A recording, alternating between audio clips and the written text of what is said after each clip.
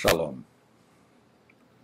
Hoje nós vamos falar de um assunto não só extraordinário, como extraterrestre. Sim, por que eu digo isso? Porque nós vamos falar um pouco sobre os anjos. Mas antes é preciso fazer uma pequena introdução até sobre essa palavra extraterrestre, que geralmente tem uma conotação hollywoodiana e que remete as pessoas às suas imagens fantasiosas, discos voadores, homenzinhos verdes com orelhas pontudas, etc, etc. E de fato, esse assunto sobre vida extraterrestre, mas não da maneira que a cultura popular compreende, como eu vou explicar em seguida. É algo que é documentado, trazido pelos mestres da Torá há anos.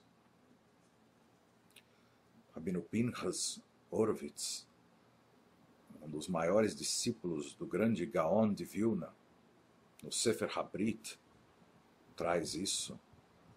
No Kuzari Sheini, do Rabino Davi Nieto. Tem tantas referências sobre isso. Mesmo o grande Rabino Aryeh Kaplan, não conhecido nos seus livros em hebraico, Moré Or, traz esse tipo de referência. Um problema no vídeo aqui.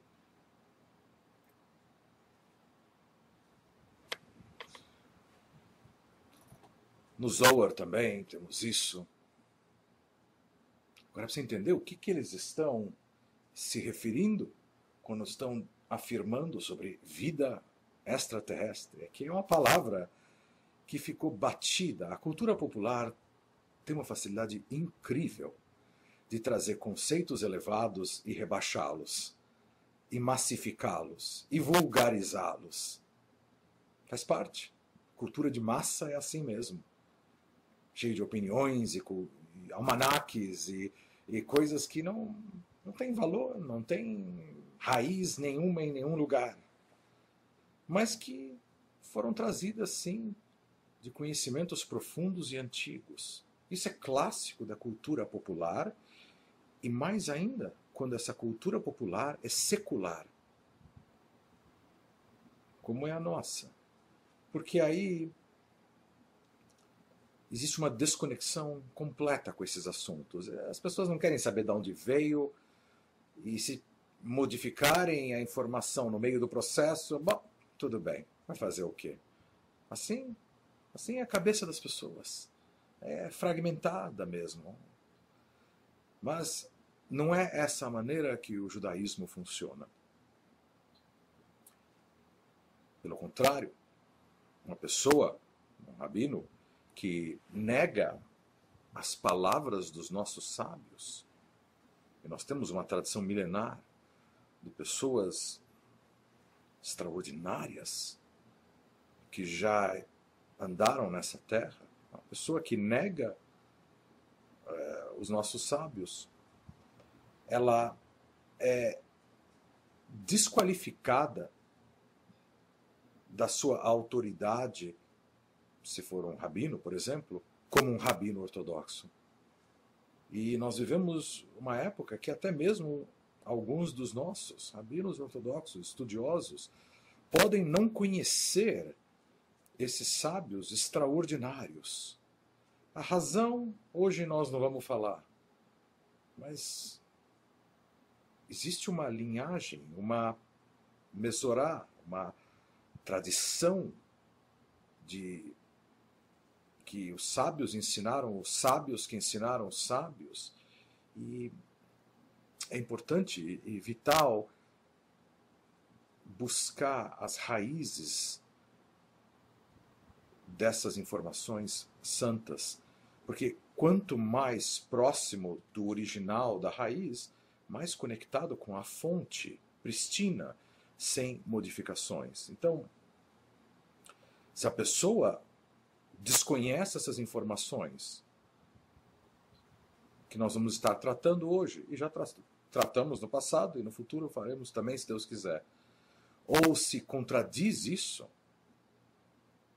porque nem todo mundo hoje em dia, mesmo na comunidade observante, aceita esse tipo de informação, saibam vocês. Existem divisões, existem coisas complexas, mas o fato é que as palavras dos nossos mestres e sábios são as palavras dos nossos mestres e sábios. Assim como o Talmud foi escrito pelo Rav Ashi e traz mestres incríveis. Depois deles, outros grandes rabinos escreveram grandes obras e trouxeram essas informações através do que é chamado Ruach HaKodesh, inspiração divina, revelações de segredos do universo, enfim, coisas muito especiais, e tudo isso tem um grande valor. A gente sempre fala do Arizal, por exemplo, o grande cabalista, o grande mestre maior. Esse é um sábio da Torá que viveu há quase 500 anos atrás. Então, é uma autoridade que é respeitada e assim por diante. Mas o ponto é que, quando as pessoas negam esse tipo de informação, elas se colocam fora, sem saberem, o que é incrível, da estrutura do judaísmo. Porque se existe uma tradição de a gente respeitar, escutar e aceitar as palavras dos sábios como estão escritas, é a Torá oral, mas foi escrita porque ou veio como tradição, ou foi escrita em livros, etc. Então, não aceitar essas palavras representa, literalmente, sair dessa estrutura, em hebraico a gente chama de misgeret, dessa moldura judaica de observância à Torá, mitzvot, e a esse conhecimento tão profundo. Isso é uma mensagem que eu estou passando aqui, mas ela é muito importante. E a pessoa pode estar, inclusive, negando essas palavras e tendo uma barba de 1 metro de comprimento. Então, isso também tem uma mensagem. Que a gente precisa conhecer a pessoa também no seu coração, no seu conhecimento e na maneira que ela se comporta de acordo com a tradição da Torá. Dito isso, podemos agora prosseguir. Veja que os assuntos profundos que precisam ser revelados, que fazem parte justamente desse ensejo messiânico, precisa ser revelado isso. Precisa.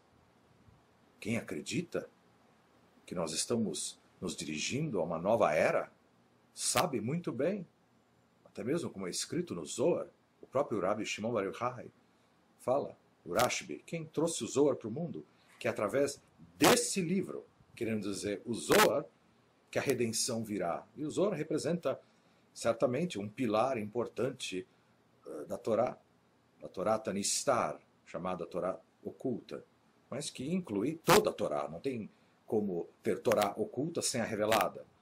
Só quem faz isso são os hereges, os cultistas, que ignoram a parte revelada da Torá, a parte escrita, né?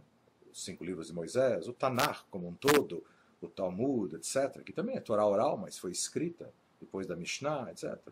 Enfim, só ficam ensinando Cabala por aí. Vocês não têm tradição e conhecimento nenhum, nem vivem vidas apropriadas para o que eles supostamente acham que estão falando, mas que não têm pedigree nenhum. Então,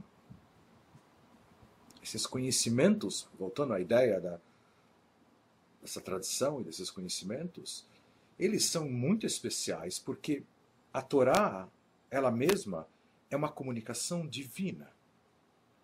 ela não é um livro de histórias. Aliás, de novo, o Rabbi Shimon Bar Yochai, o Rashbi, fala isso no Zohar também. Ai daquele, coitado daquele, que acha que a Torá é um livro de histórias. Até porque, hoje em dia, certamente, seria possível escrever um livro de histórias melhor do que a Torá. Porque está cheio de buracos, entre aspas, nessas informações, conforme elas são reveladas na Torá. Tem omissões, porque não é um livro de história, é uma comunicação divina, que veio de uma outra dimensão. A Torá não é algo terrestre, é extraterrestre, literalmente. No evento do Sinai, houve uma conexão que realmente transcende a compreensão humana, porque abriu-se um vórtex multidimensional e Hashem, de uma certa maneira, a gente pode dizer alegoricamente, pousou, por assim dizer, no Monte Sinai. E isso teve uma reverberação cósmica, subatômica, de todos os níveis imagináveis. Um dia a gente fala mais sobre isso. A divindade da Torá, como eu estou explicando, é óbvia até no seu recebimento, porque quando Moshe subiu ao monte e recebeu, e tem muita coisa escrita sobre isso, note que ele recebeu a Torá como um todo, incluindo as histórias da Torá, histórias entre aspas, que ainda não tinham ocorrido, como por exemplo os assuntos de Balac e Bilam, que vieram mais tarde, ou mesmo a morte dele, na última Parashá, Vezot HaBrachá.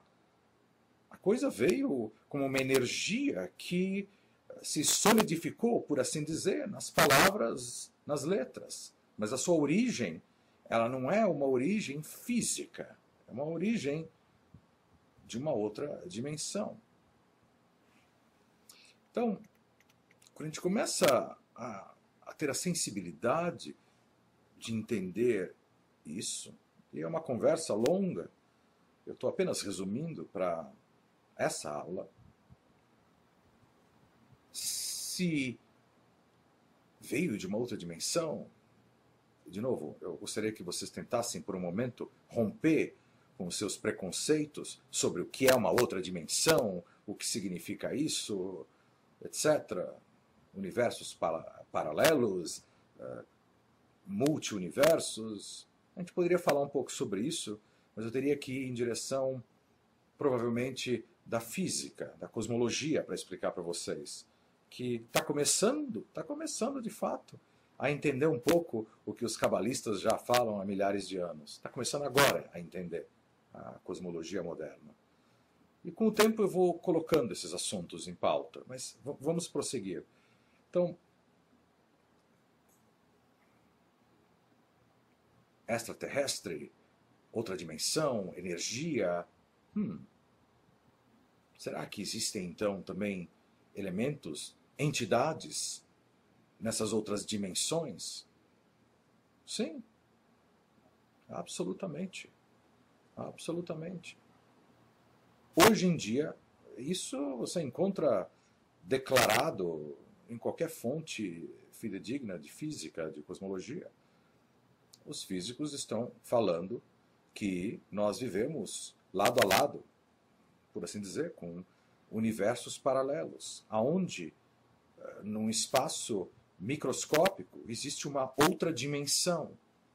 Aí você fala, poxa, mas como é que pode ser? Eu não vejo nada. Você não vê porque a frequência, o espectro que você tem capacidade de se sintonizar através do seu aparato de cognição, chamado corpo humano e seus atributos, não permite que você enxergue ou perceba essas outras dimensões que estão ocorrendo de maneira evidente. Pelo menos assim, a ciência está buscando até provar isso, saibam vocês, com experimentos subatômicos, nesses aceleradores de partículas. Tem um aí que está chegando, está quase pronto, que um dos experimentos mais importantes que eles querem provar é isso. Qualquer dia eu conto para vocês também como funciona essa prova que existe uma outra dimensão. A ciência está ligada nisso.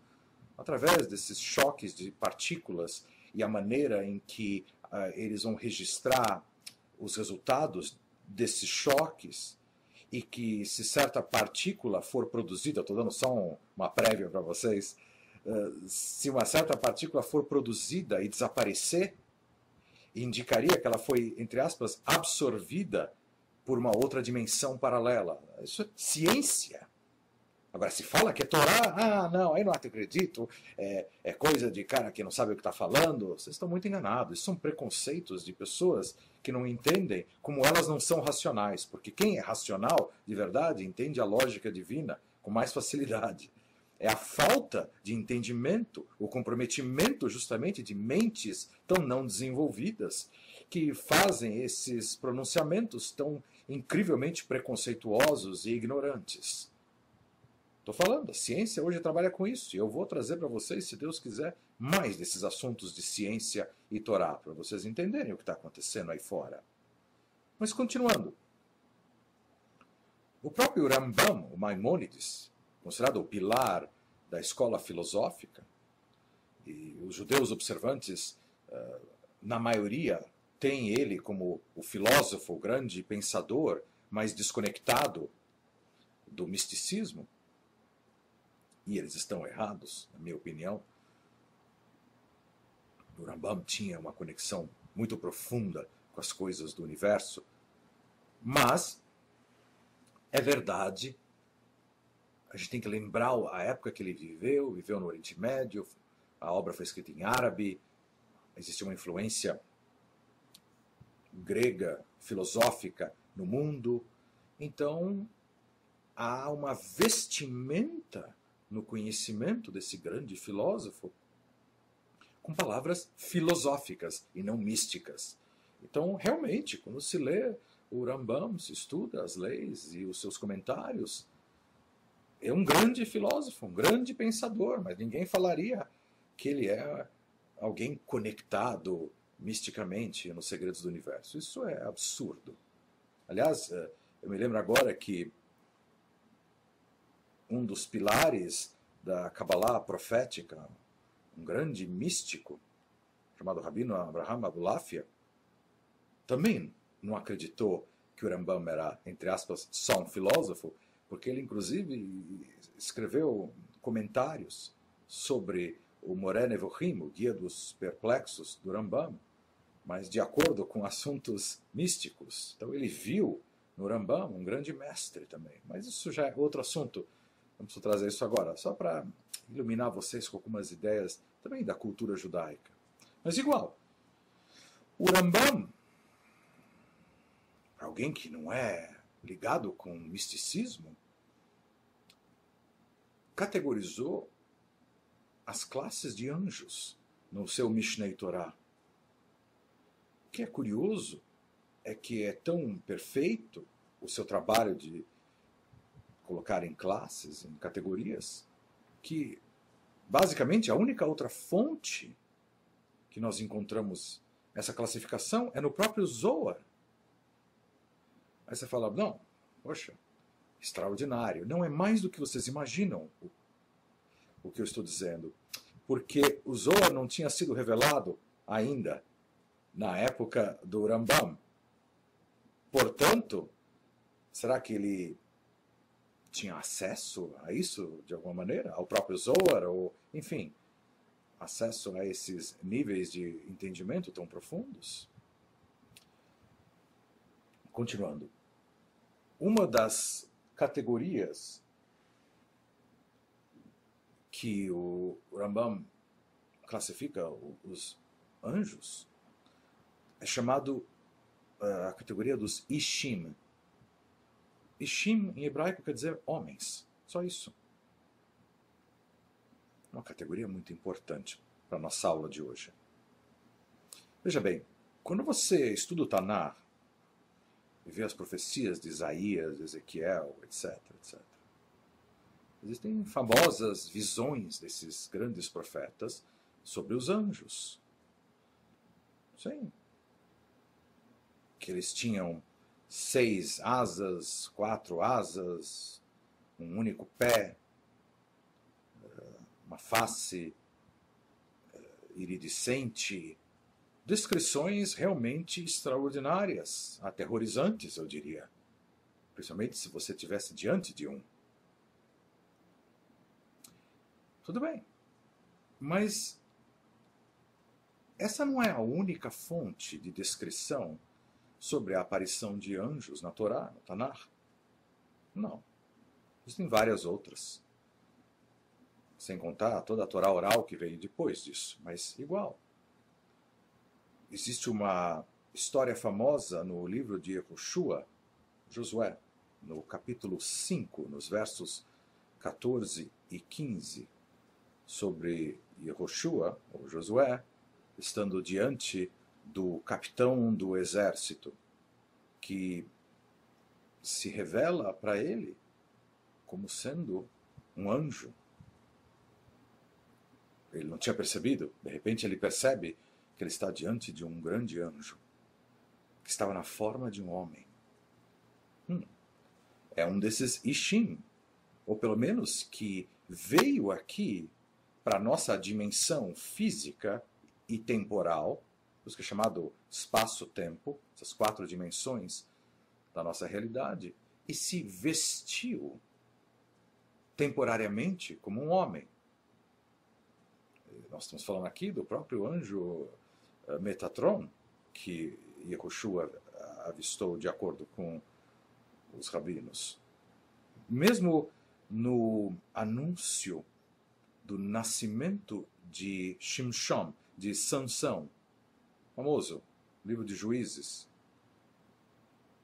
os pais dele, Manoa e sua esposa, tiveram um contato extraordinário com também um anjo vestido em pele, em carne e osso, por assim dizer, mas que depois se revela como um anjo.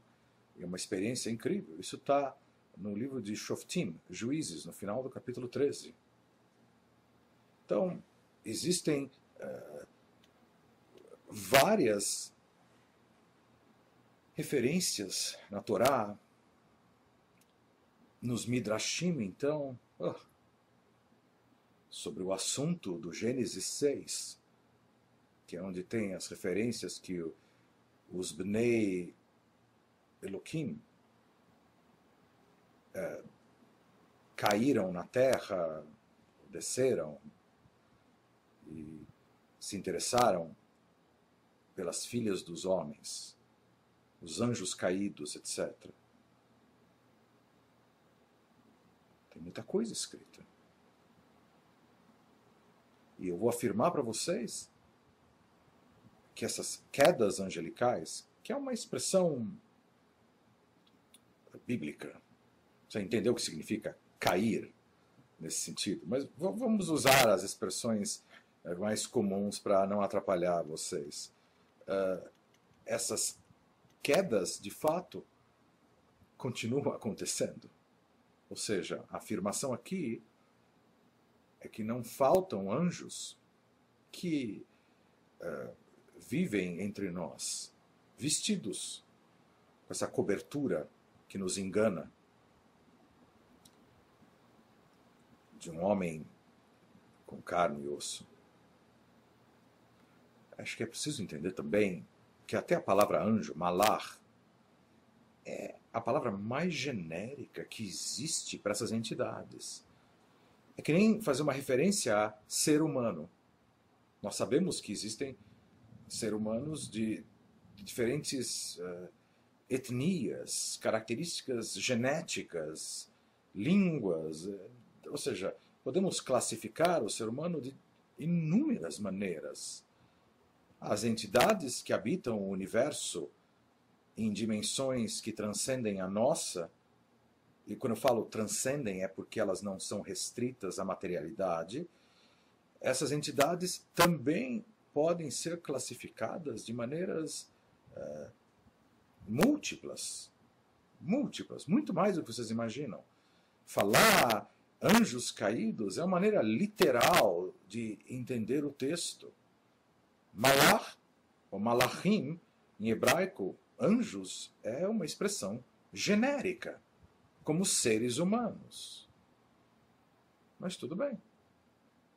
Tem que entender um pouquinho isso. Vamos devagar, porque o assunto é enorme. Deixa eu explicar um pouco para vocês por que esses anjos são caídos. Também é uma coisa importante de trazer, até para derrubar um pouco do folclore que existe sobre esses assuntos. Muito bem. Tem um Midrash que diz que quando Hashem foi criar o homem, ele perguntou para os anjos: e aí, o que vocês acham? Devo criar os Bnei Adam, filhos de Adão? A raça adâmica, vamos ser mais técnicos aqui. Devo fazer isso?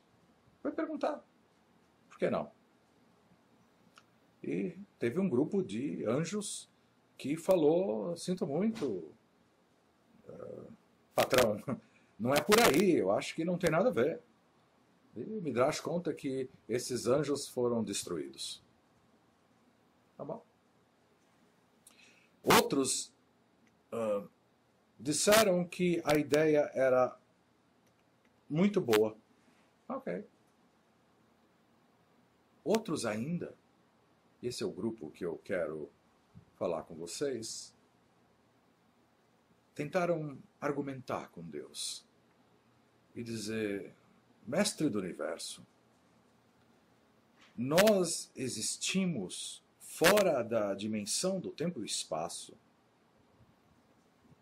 Temos a capacidade de perceber assuntos até do futuro, conhecemos o passado. Sabemos que a humanidade vai se degenerar. Não temos dúvida alguma sobre isso. Essa degeneração, que culmina logo antes, obviamente, do evento messiânico, ela vai estar causando grande desequilíbrio no universo. Parênteses. Por que no universo? Porque tudo é conectado. Então, se a criação física é o fim da criação, ela começa espiritualmente, e o grande milagre é da criação ex nihilo, algo do nada. Então a criação física é o estágio final. Então existe uma conexão intrínseca, isso é um conceito judaico, a Torá, entre o fim e o início, que aliás é uma lei espiritual que é descrita no Sefer Yetzirah, que o fim é conectado com o início, as coisas são ligadas umas às outras. Então, se está ocorrendo um grande desequilíbrio no nível físico, é porque necessariamente está ocorrendo também uma repercussão dessa espécie no espiritual. Muito bem, voltando para os nossos anjos. Então, eles falaram: poxa vida, vai acontecer todas essas coisas, por que o Senhor não escolhe nós para fazer qualquer que seja a missão que o Senhor deseja lá embaixo, lá no grau físico? Esse foi o argumento. Eles falaram até mais nesse Midrash. Nós temos sido fiéis ao Senhor desde o início da criação. Os anjos foram criados no segundo e no quinto dia. Tem toda uma história sobre isso também. E também depois a gente precisaria explicar sobre a questão dos dias da criação, que não podem ser entendidos, sob o nosso ponto de vista, como dias literais de 24 horas. Também, até porque a própria ciência afirma, né, que a criação tem mais ou menos 15 bilhões de anos. Dá para mostrar como isso é verdade facilmente através dos sábios. O Rabino Yitzhak de Yaakov já tinha mostrado isso há centenas de anos atrás. Coisas que a ciência veio saber algumas décadas atrás, sei lá. Já estava na Torá. Então não pode tomar essas datas bíblicas como literais. Quem faz isso realmente não está batendo muito bem da cabeça, não entende as coisas. Tudo é literal, só enxerga o literal. Muitas pessoas que estudam Torá sem a Torá oral cometem essas gafes de entendimento o tempo todo, porque elas não têm conhecimento da Torá oral e não existe Torá sem ser as duas Torot, escrita e oral.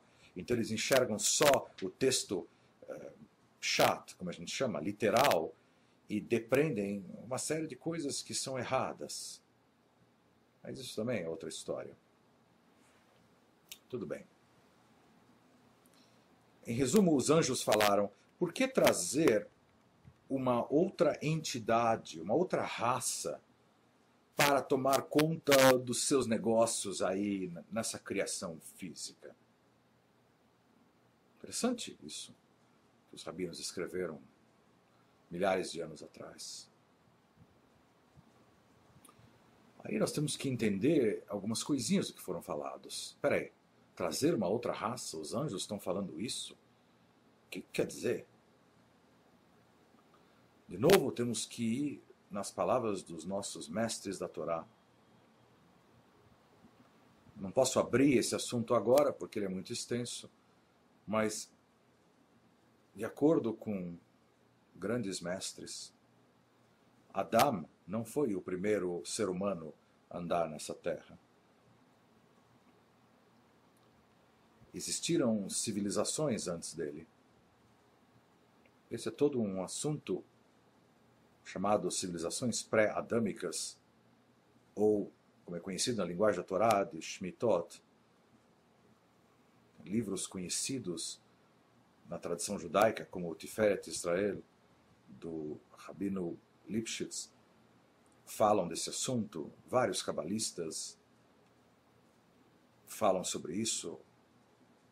Praticamente todos os cabalistas falam sobre esse assunto de Shmitot, do assunto pré-adâmico. O único, interessantemente, que não fala sobre isso é o Arizal. Isso sempre foi um ponto interessante nas discussões desses assuntos. Mas, igual, Sharatzon, no Tikunei Zohar, fala isso, no capítulo 36. Enfim, existem uma variedade de fontes que explicam sobre isso. Esse assunto também precisa ser elaborado, mas eu quero entrar até na origem de Adão, da raça adâmica. Adão não era alguém físico. A sua origem não é desta dimensão. Não é uma pessoa de carne e osso. Na verdade, nesse grau espiritual, Adão representa um coletivo, uma raça adâmica que emanou de uma dimensão que transcende a nossa. Ele não é de origem daqui, da Terra. Agora vocês vão entender o que os anjos estavam reclamando ou negociando com Hashem. Por que eles queriam fazer alguma coisa aqui, algum serviço, e não queriam que Hashem criasse a raça humana? Porque a raça humana foi criada nesse grau de uma outra dimensão com um propósito muito específico. A sua conexão espiritual da raça humana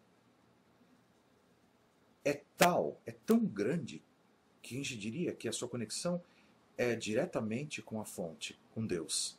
A alma humana emana do bojo do Criador. Não é o caso dos anjos, saibam disso. Não é o caso dos anjos. As almas estão em níveis superiores que os anjos. Também, esse é outro assunto que, com o tempo, eu vou explicar melhor. Então, olha que interessante. A conexão espiritual do homem é com um nível mais alto, mas a sua vida é vivida no nível mais baixo, que é na Terra, no grau físico, grosseiro, da matéria, carne. Interessante isso, né? De novo, aquela ideia do fim conectado com o início. Muito importante essa ideia, essa lei espiritual. Muito importante entender isso. Então, qual era o propósito que Hashem queria para a raça adâmica? Assim ele queria que eles se tornassem um canal de conexão entre todas essas dimensões paralelas, universos, multi-universo, omniverso, eu não quero saber dos nomes, enfim, algo que conectasse, literalmente uma entidade que conectasse desde a origem dessa altura tão especial da conexão da sua alma até os níveis mais baixos da criação, aqui mesmo, na Terra, que é tão baixa que a criatura anda na Terra negando o Criador, de tão baixo que é aqui. Porque isso também não acontece nos outros níveis espirituais, apesar que hoje eu estou usando a palavra dimensional, que é a mesma coisa. Que incrível essa criatura de poder fazer isso, ter essa conexão. Hashem queria que Adam, ou a raça adâmica, fosse o que é chamado em Kabbalah um Sulam Aliyah, uma escada para ascensão, que houvesse essa possibilidade de ascender. Veja bem, veja bem. Os anjos não ascendem ou descendem, eles são canais de inteligência divina, que realizam, estou generalizando agora, missões, comunicações importantes. O homem até pode estar abaixo da raça angelical como um todo, do seu ponto de vista do seu corpo físico, mas ele tem a capacidade de ascensão, e os anjos não têm. Então, provavelmente, já estava acontecendo um certo ciúmes naquele instante. Claro, porque, tudo bem, você até pode ter um nível tão alto, mas você está paralisado nesse nível, essencialmente. E essa raça diferente, que é conectada tão alto, pode fazer essas ascensões? Uau! Isso é muito especial. Os anjos tentaram brigar por essa possibilidade de realizar esses trabalhos aqui, mas Hashem não quis dessa maneira. Bem, enfim, encurtando um pouco, o fato é que nós sabemos a história do Gan Eden, do Jardim do Éden, eventos que ocorreram lá, etc., que não são eventos físicos, apesar da metáfora como é trazida na Torá. As pessoas leem literalmente, realmente não entendem as coisas. É introduzido um elemento fascinante na história, que é o Nahash. Nahash é o serpente, masculino, que era um humanoide reptiliano. Estava falando de extraterrestres, né? Interessante. Precisamos falar disso qualquer hora também. Importante falar disso. Que andava nas suas pernas, tinha braços, se comunicava. Alguns textos afirmam que se comunicava até telepaticamente, era muito inteligente. E aí aconteceu o que aconteceu, uma queda espiritual para Adam, etc. Vamos tentar entender essa queda espiritual também. A queda espiritual significa que Adam, de repente, já no Gan Eden, ele se viu preso, aprisionado, no nível de Malhut e Asiá, o nosso mundo físico aqui. Um mundo que é facilmente visto como divorciado de uma conexão espiritual superior. Ele se viu preso aqui com forças extraordinárias que urgiam a atenção dele, que antes ele não tinha que se preocupar. Desejos do corpo, vontades, sei lá, olfato das coisas, audição, ouvindo coisas, distrações materiais que o prenderam aqui. E tudo isso atrapalhou bastante todo esse cenário e tem a ver com o assunto de retificação do homem. Justamente por ele estar preso aqui, ele precisa fazer essa ascensão, e essa ascensão ela precisa ser estudada, porque o homem não nasce sabendo, e isso leva ao assunto do alinhamento do homem com a Torá, das mitzvot, etc., que é um caminho de ascensão para que haja uma retomada desse Éden, que é a ideia da promessa da era de Mashiach. Tem vários assuntos que se conectam, e são todos muito profundos e muito lindos e muito verdadeiros. Mas eu vou pular um pouco algumas coisas para chegar no âmago dos nossos assuntos.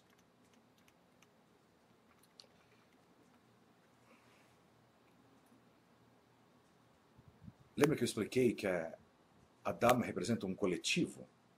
Era uma raça adâmica, espiritual. Muito bem, houve uma guerra civil aí, adâmica. Muitos não quiseram descer, se rebelaram contra o descer num grau tão físico. E ficaram nas suas dimensões.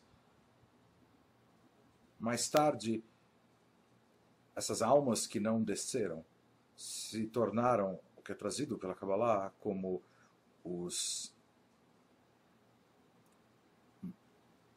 a gente poderia chamar de Magidim.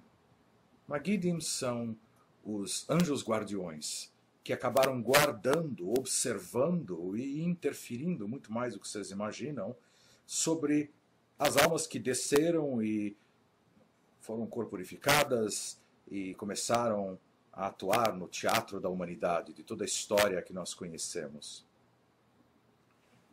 Até sobre isso tem muita coisa para falar, mas enfim. Essas entidades que guardam os homens também são trazidas no Tanar, e elas têm influências fundamentais na história da humanidade, nas pessoas, até porque elas mesmas têm diferentes níveis e graus de santidade. Algumas são mais baixas, outras são mais altas. No livro de Daniel, no capítulo 4, no verso 14, nós vemos referências sobre a influência desses guardiões. Daniel chama eles com outro nome, chama eles de Irim. Mas são essencialmente os guardiões. E esses guardiões, em algum momento, nós temos pouco tempo agora para eu entrar em tantos detalhes e tantas avenidas diferentes, mas o ponto é que, em algum momento do processo criativo desse desenvolvimento, esses guardiões, esses Irim, esses Magidim, etc., novamente foram falar com Hashem. Esse é outro Midrash, também está na Kabbalah, isso.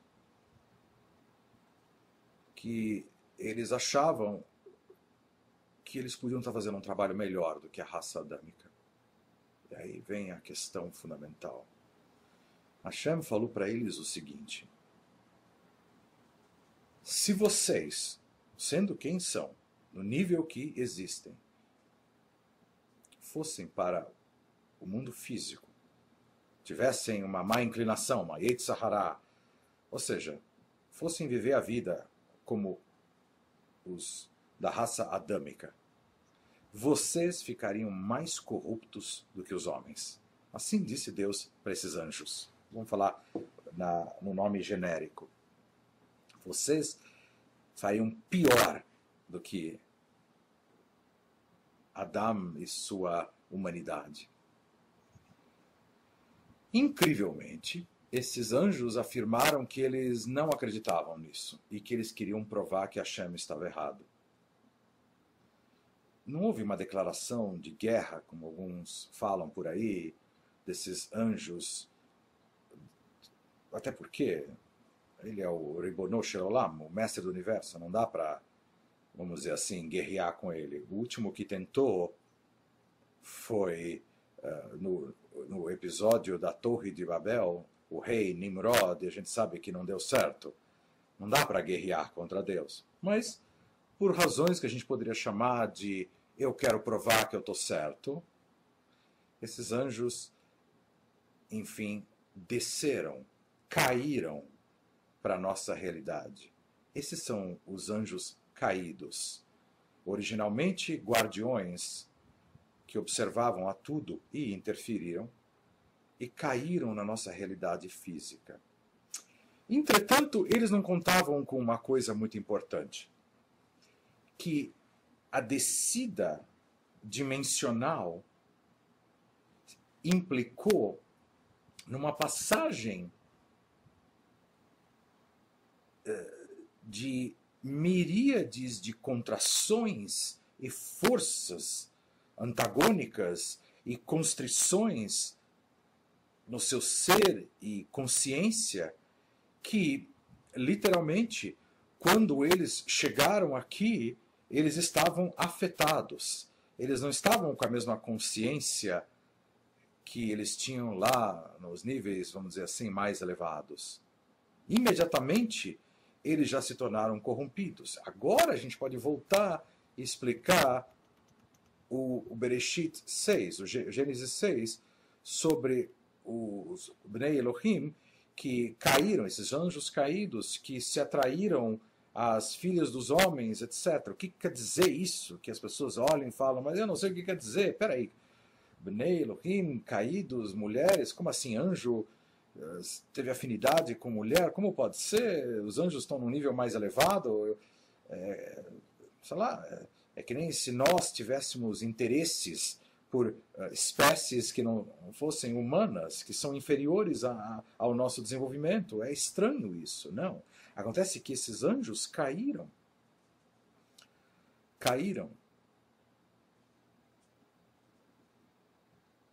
E esse cair implicou que se vestiram também no formato humano, humanoide. E realmente, com isso eles puderam, aí sim, como é escrito na Torá, ter relações com as mulheres humanas. E isso foi muito negativo.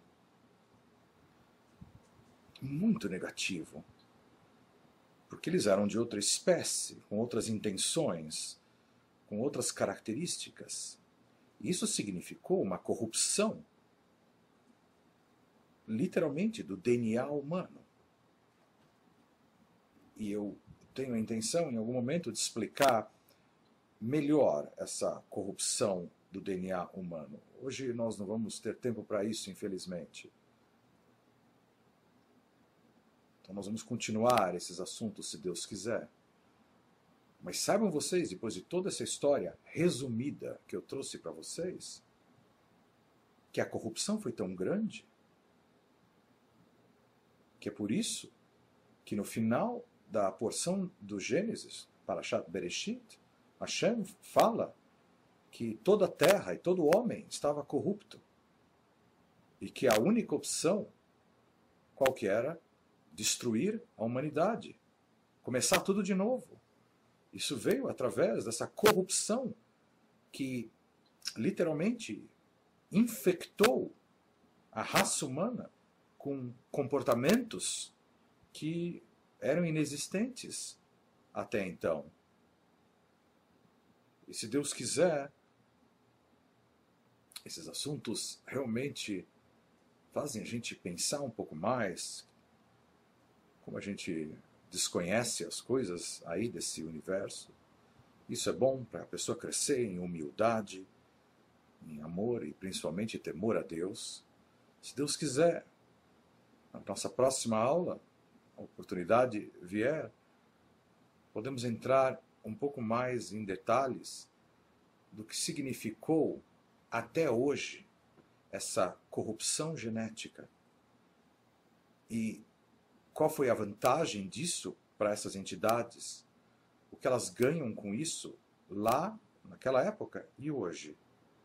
E tudo isso realmente vai apertar os nossos corações para que possamos fazer tchuvá, possamos nos alinhar com uma vida reta e digna, e verdadeira, e honesta, e legítima de Torá, porque essa é realmente a única salvação que nós temos para esse mundo que se aproxima rapidamente dos dias de Mashiach, e que isso seja muito em breve em nossos dias.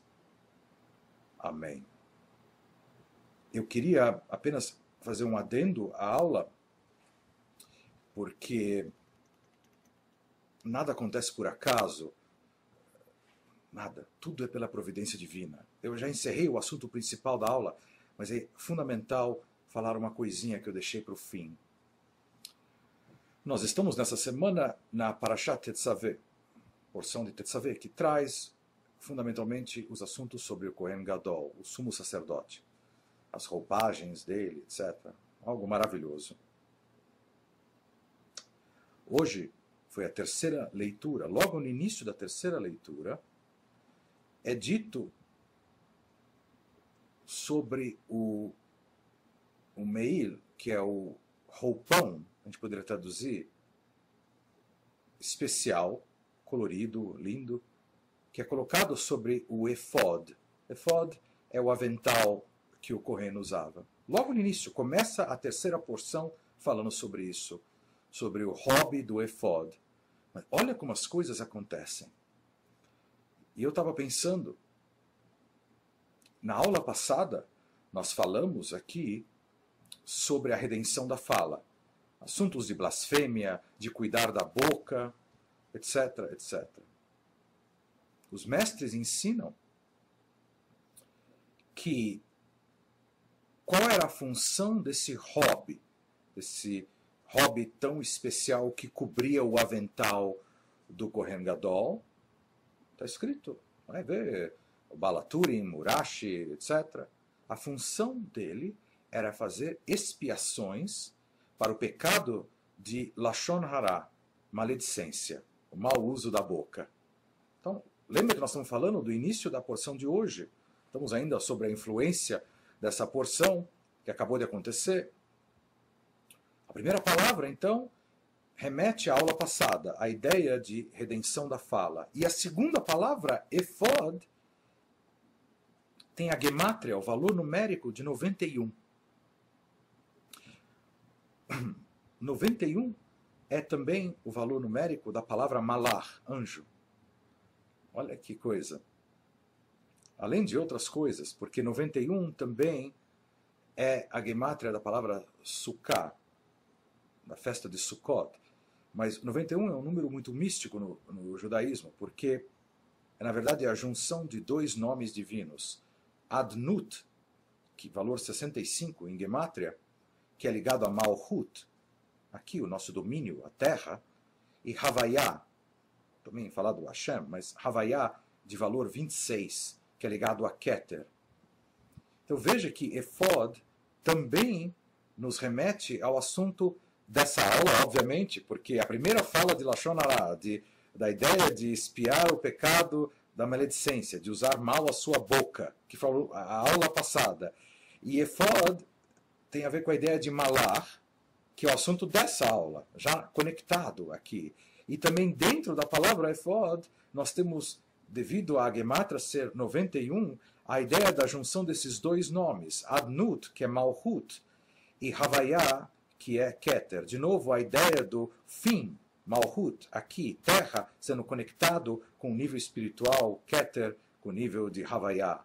Então, para vocês verem que a gente pode estar trazendo sempre coisas muito profundas,